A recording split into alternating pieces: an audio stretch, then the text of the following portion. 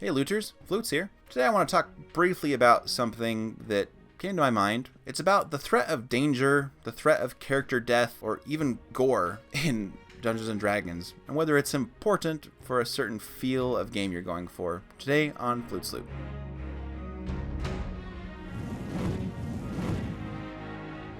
I've been a big fan of The Walking Dead in my day. My wife Opal and I used to watch it religiously. It's one of the few shows that we would watch every time it came out.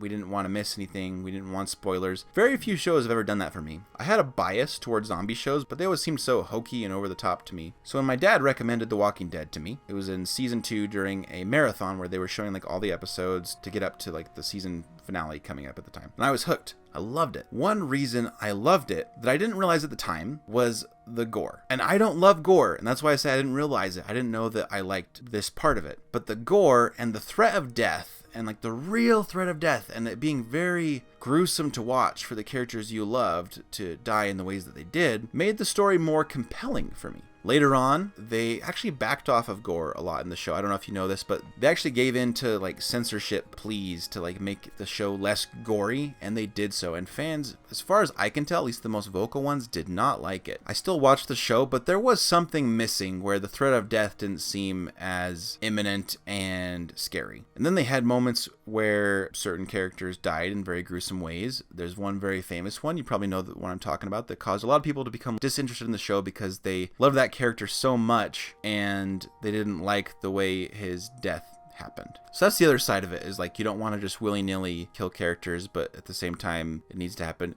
It's a fine line is what I'm getting at. So the reason I bring this up is because I'm realizing my playstyle in D&D to enjoy the game depends on threat of failure and death. I really check out and my mind wanders if I think there's no real peril or if the DM's just going to save us somehow. There was even a point where I didn't mind dying, and I'm kind of a high risk, high reward player, so I kind of pushed the limits, and the DM just kept letting me succeed even though things didn't seem like they should be going my way based on the narrative and the roles, that sort of thing. And that disappointed me because it took the stakes out of the game for me, and after that it was hard for me to stay engaged. I questioned if my decisions really mattered, and there were other decisions you could make that are not based on like peril, right? So I still had fun, but the stakes weren't there as much. And I'm not talking about just even one DM. Like I've kind of had this happen with multiple DMs where if I ever feel like they're gonna save me with some safety net, it disengages me. I know not everyone is this way, just premising that way. I know I'm just talking about myself, but I'm looking to connect with other people who might feel this way. So like The Walking Dead, I want to know that my favorite character, which is my player character, could die, and could die gruesomely.